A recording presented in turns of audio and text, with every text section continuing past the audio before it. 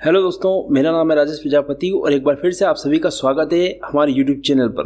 दोस्तों, आज के वीडियो में हम बात करने वाले हैं इंग्लिश सेंटेंस के स्ट्रक्चर पर। इसके साथ ही हम बात करेंगे एक इंग्लिश सेंटेंस को बनाने के लिए हमें किस तरह के कंटेंट की ज़रूरत पड़ती है। कंटेंट से हमारा मतलब यहाँ शब्दों से है। दोस्तों, एक बार फिर से मैं ये बात क्लियर कर देना चाहता हूँ कि मेरा यहाँ पर उद्देश्य ग्रामर पढ़ाना नहीं है। अभी हम ग्रामर पे बिल्कुल भी फोकस नहीं कर रहे हैं। हम सिर्फ उतनी ही ग्रामर की बात करेंगे जो अभी हमें ज़रूर लगती है, यानी आगे के वीडियोस के लिए हमें ज़रूरत लगेगी, बस वही ग्रामर की बात कर रहे हैं।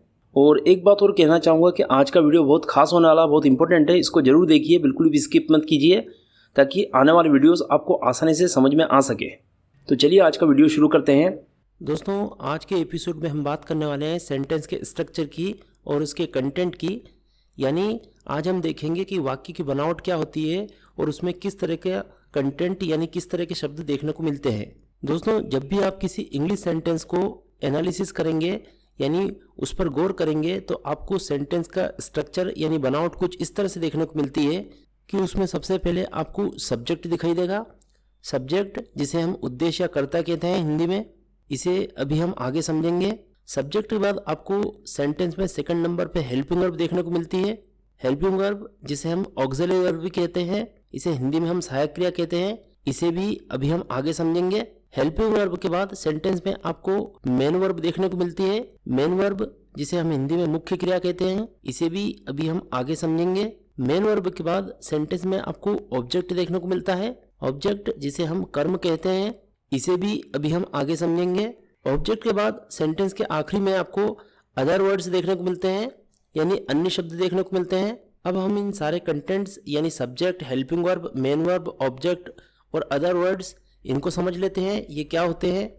तो सबसे पहले हम बात करते हैं सब्जेक्ट की, जिसे हमने उद्देश्य या कर्ता कहा है। इसको समझने के लिए आप स्क्रीन पे दिखाई दे रहे हैं सेंटेंस पे गौर कीजिए। हमारा पहला सेंटेंस है Ram is a good boy, यानी राम एक अच्छा लड़का है। इस सेंटेंस में राम के बारे में कुछ बात कही जा रही है। दूसरा सेंटेंस है वी आर लर्निंग फ्रेंच, यानी हम फ्रेंच भाषा सीख रहे हैं। इस सेंटेंस में हम हमारे बारे में बात कर रहे हैं। हमारा तीसरा सेंटेंस है पुलिस रीच्ड ऑन टाइम, यानी पुलिस समय पर पहुंची। इस सेंटेंस में हम पुलिस को टारगेट कर रहे हैं, यानी किसी को उद्देश्य में रखकर कोई बात कह रहे हैं, उसे ही सेंटेंस का सब्जेक्ट या कर्ता कहा जाता है। तो सब्जेक्ट की परिभाषा कुछ इस तरह से दी जा सकती है कि वाक्य में जिस वस्तु या व्यक्ति के बारे में कुछ कहा जाता है उसे ही वाक्य का सब्जेक्ट कहते हैं। पहले सेंटेंस में आप देख सकते हैं हमारा सब्जेक्ट राम है, दूसरे सेंटेंस में हमारा सब्जेक्ट वी है, तीसरे सेंटेंस में हमारा सब्जेक्ट पुलिस है। दोस्तों, अब हम बात करने वाले हैं वर्ब के बारे में, यानी क्रिया के बारे में। वर्ब को ही मेन वर्ब कहा जाता है, यानी मुख्य क्रिया कहा जाता है। दोस्तों, इंग्लिश में कुछ शब्द ऐसे होते हैं जो एक्शन यानी मूवमेंट बताते हैं, कुछ शब्द ऐसे होते हैं जो पोजीशन यानी अधिकार बताते हैं, कुछ शब्द ऐसे होते हैं जो स्टेट यानी अवस्था बताते हैं। इंग्लिश में इसी तरह के शब्द वर्ब यानी मुख्य क्रिया कहलाते हैं। इन्हें समझने के लिए हम उदाहरण से समझते हैं इन्हें। हमारा पहला सेंटेंस है दे टीच इंग्लिश, यानी वे अंग्रेजी पढ़ाते हैं। यहाँ पे टीच शब्द एक्शन यानी मूवमेंट का काम कर रहा है, तो इस सेंटेंस के लिए टीच वर्ड वर्ब हो गया। हमारा अगला सेंटेंस है आई सिंग अ सॉन्ग, यानी मैं गाना गाता हूँ। यहाँ पे सिंग वर्ड एक्शन का काम कर रहा है, मूवमेंट का काम कर रहा है, इसलिए यहाँ पर सिंग वर्ड मुख्य क्रिया हो गया। हमारा अगला सेंटेंस है Ram has a car, Ram के पास एक कार है। यहाँ पे हैज़ शब्द पोजीशन बता रहा है, अधिकार बता रहा है, तो इस सेंटेंस के लिए हैज़ मेन वर्ब हो गया। हमारा अगला सेंटेंस है दे हैड अ कार, उनके पास एक कार थी। यहाँ पे हेड शब्द से पोजीशन का, अधिकार का पता चल रहा है, तो इस सेंटेंस के लिए हेड मेन वर्ब हो गई। हमारा अगला सेंटेंस है Saurabh was the best captain, यानी सौरभ सबसे अच्छा कप्तान था। यहाँ पे वाज शब्द से स्टेट यानी अवस्था का पता चल रहा है, तो इस सेंटेंस के लिए वाज मेन वर्ब हो गई। हमारा अगला सेंटेंस है आई एम ए टीचर, मैं शिक्षक हूँ। यहाँ एम शब्द से स्टेट यानी अवस्था का पता चल रहा है, तो इस सेंटेंस के लिए एम शब्द मेन वर्ब हो गई। इन सेंटेंस को समझकर हम वर्ब की परिभाषा कुछ इस तरह से दे सकते हैं, वह शब्द जिससे किसी के कार्य यानी एक्शन, अधिकार यानी पोजीशन अथवा अवस्था यानी स्टेट का बोध होता है, उसे क्रिया कहते हैं। दोस्तों, अब हम बात कर लेते हैं हेल्पिंग वर्ब की, जिसे हम ऑक्सिलरी वर्ब भी कहते हैं। इसे हिंदी में सहायक क्रिया कहा जाता है। हेल्पिंग वर्ब को समझने के लिए हम कुछ सेंटेंस के उदाहरण लेते हैं। इसके साथ ही इन सेंटेंस को हम सेंटेंस के स्ट्रक्चर से कंपेयर करते चलेंगे। हमारा पहला सेंटेंस है मोहन इज राइटिंग लेटर्स, यानी मोहन पत्र लिख रहा है। यहाँ पर हम देखते हैं जो राइटिंग वर्ड है वो मुख्य क्रिया का काम कर रहा है, मेन वर्ब का काम कर रहा है, लेकिन इससे सिर्फ लिखने का भाव पता चलता है, एक्शन का पता चलता है। जबकि हम जब सेंटेंस पर गौर करते हैं तो हमारा सेंटेंस कंटिन्यूअस की तरफ इशारा कर रहा है, प्रेजेंट कंटिन्यूअस की तरफ। उसको बताने के लिए हमें राइटिंग के साथ इज शब्द पे भी ध्यान देना पड़ रहा है। इस तरह से इस सेंटेंस में इज और राइटिंग को मिलाने से लिख रहा है अर्थ पूरा हो रहा है। यानी यहाँ पर सिर्फ राइटिंग वर्ड से काम नहीं चल रहा है, इसके साथ साथ हमें इस शब्द को भी लेके आना पड़ रहा है। इन दोनों का मिला का अर्थ निकल रहा है, लिख रहा है। इस तरह से इस सेंटेंस में इस शब्द राइटिंग यानी मुख्य क्रिया की सहायता कर रहा है, इसलिए इसे सहायक क्रिया कहते हैं। अगला उदाहरण देखते हैं। मोहन हैज रिटन लेटर्स, यानी मोहन पत्र लिख चुका है। यहाँ पर भी मुख्य क्रिया राइट है, जिससे लिखना का भाव आता है। लेकिन जब हम कहना चाह रहे हैं कि लिख चुका है, तो चुका है शब्द के लिए हमें एक और वर्ड की जरूरत पड़ रही है, हैज की। इस तरह से हैज और रिटर्न दोनों को मिला करने से यहाँ पर हमारा अर्थ पूर्ण हो रहा है, लिख चुका है। तो यहाँ पर मुख्य क्रिया की एक अन्य शब्द ने मदद करी है, इसे ही हम यहाँ पर सहायक क्रिया कहेंगे। इसी तरह हम अगला उदाहरण देखते हैं।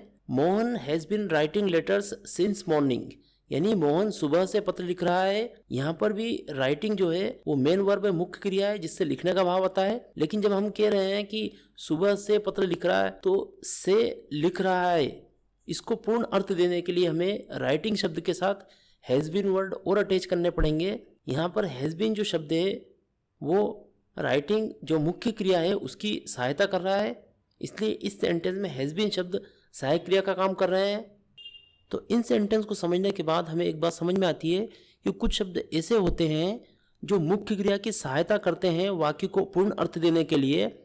इस तरह के शब्दों को हेल्पिंग वर्ब कहा जाता है। पहले सेंटेंस में इज हेल्पिंग वर्ब है, दूसरे सेंटेंस में हैज हेल्पिंग वर्ब है, तीसरे सेंटेंस में हैज बीन हेल्पिंग वर्ब है। तो इन सेंटेंस को समझने के बाद हम हेल्पिंग वर्ब की परिभाषा कुछ इस तरह से दे सकते हैं। वाक्य को पूर्ण अथवा स्पष्ट अर्थ देने के लिए जो क्रिया मुख्य क्रिया की सहायता करती है उसे सहायक क्रिया कहते हैं। आमतौर पर हेल्पिंग वर्ब का प्रयोग टेंस, वॉइस, मूड आदि बताने के लिए किया जाता है। तीनों सेंटेंस में आप देख सकते हैं राइट मेन वर्ब है, जबकि अगर हम हेल्पिंग वर्ब की बात करें तो पहले सेंटेंस की हेल्पिंग वर्ब इज है, दूसरे सेंटेंस की हेल्पिंग वर्ब हैज है और तीसरे सेंटेंस की हेल्पिंग वर्ब हैज बीन है। दोस्तों अब हम बात करते हैं ऑब्जेक्ट की यानी कर्म की। इसको समझने के लिए हम कुछ उदाहरण देखते हैं। हमारा पहला सेंटेंस है राम ईट्स मैंगोज, यानी राम आम खाता है, या इसको हम इसे कह सकते हैं राम खाता है किस चीज़ को, आम को। यानी इस सेंटेंस में जो खाने की क्रिया है उसको ग्रहण कर रहा है आम। ऐसे ही हमारा अगला सेंटेंस है द टीचर टॉट हिस्ट्री, यानी शिक्षक ने इतिहास पढ़ाया, या इसे हम कह सकते हैं शिक्षक ने पढ़ाया। क्या पढ़ाया? इतिहास। यानी यहाँ पर पढ़ाने की क्रिया को इतिहास शब्द ग्रहण कर रहा है। ऐसे ही हमारा अगला सेंटेंस है मधु विल राइट अ लेटर, यानी मधु एक पत्र लिखेगी, या हम कह सकते हैं मधु लिखेगी क्या चीज़? एक पत्र। यानी यहाँ पर लिखने की क्रिया को लेटर जो है वो ग्रहण कर रहा है अपने ऊपर।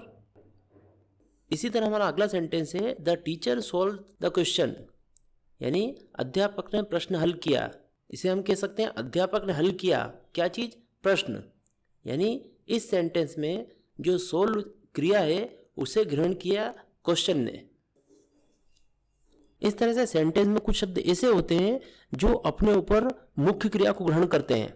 तो इस तरह से अपने ऊपर मुख्य क्रिया को ग्रहण करने वाले शब्दों को ही वाक्य का ऑब्जेक्ट यानी कर्म कहते हैं। इन सेंटेंस को समझने के बाद हम ऑब्जेक्ट यानी कर्म की परिभाषा कुछ इस तरह से दे सकते हैं। वह वस्तु या व्यक्ति जिस पर क्रिया यानी वर्ब की जाती है, अथवा इसे हम दूसरे तरीके से कह सकते हैं वह वस्तु या व्यक्ति जो अपने पर क्रिया यानी वर्ब को ग्रहण करता है उसे ऑब्जेक्ट कहते हैं। पहले सेंटेंस में खाया जाता है आम को, तो यहाँ पर आम ऑब्जेक्ट हुआ। दूसरे सेंटेंस में पढ़ाया जाता है इतिहास को, तो यहाँ पे इतिहास ऑब्जेक्ट हुआ। तीसरे सेंटेंस में लिखा जाता है लेटर को, तो यहाँ पे लेटर ऑब्जेक्ट हुआ। चौथे सेंटेंस में सोल्व किया जाता है क्वेश्चन को, तो यहाँ पे क्वेश्चन ऑब्जेक्ट हुआ। दोस्तों अब हम बात कर लेते हैं अदर वर्ड्स की, यानी अन्य शब्दों की। इसको समझने के लिए हम कुछ एग्जाम्पल देखते हैं।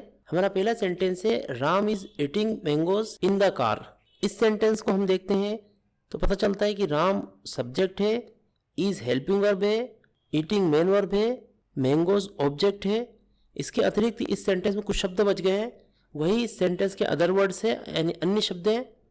दूसरा सेंटेंस देखते हैं, the teacher taught history about king Ashoka, यानी शिक्षक ने राजा अशोक के बारे में इतिहास पढ़ाया।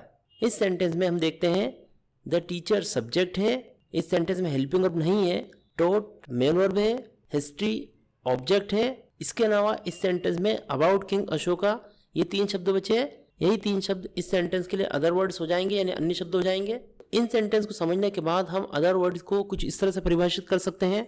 किसी भी वाक्य में subject, helping verb, main verb और ऑब्जेक्ट के बाद जो भी अन्य शब्द बचते हैं वही शब्द उस वाक्य के अन्य शब्द कहलाते हैं। हमारे पहले सेंटेंस में इन द कार ये अदर वर्ड्स हैं, हमारे दूसरे सेंटेंस में अबाउट किंग अशोका ये अदर वर्ड्स हैं। तो इस तरह से आज हमने सेंटेंस के स्ट्रक्चर को समझा। सेंटेंस में सबसे पहले सब्जेक्ट आता है यानी उद्देश्य आता है, जिसे हम कर्ता भी कहते हैं। सब्जेक्ट के बाद सेंटेंस में हेल्पिंग वर्ब आती है, जिसे हम सहायक क्रिया कहते हैं। हेल्पिंग वर्ब के बाद सेंटेंस में मेन वर्ब आती है, जिसे हम मुख्य क्रिया कहते हैं। मेन वर्ब के बाद सेंटेंस में ऑब्जेक्ट आता है, जिसे हम कर्म कहते हैं। ऑब्जेक्ट के बाद सेंटेंस में अदर वर्ड्स आते हैं। तो इस तरह से इन 5 तरह के कंटेंट से मिलकर एक सेंटेंस तैयार होता है। दोस्तों आज की वीडियो में बस इतना ही। यदि आपको ये वीडियो पसंद आया है तो इसे लाइक कीजिए और हमारे चैनल को जरूर सब्सक्राइब कीजिए। अगले वीडियो में जल्दी मिलते हैं, तब तक के लिए जय हिंद।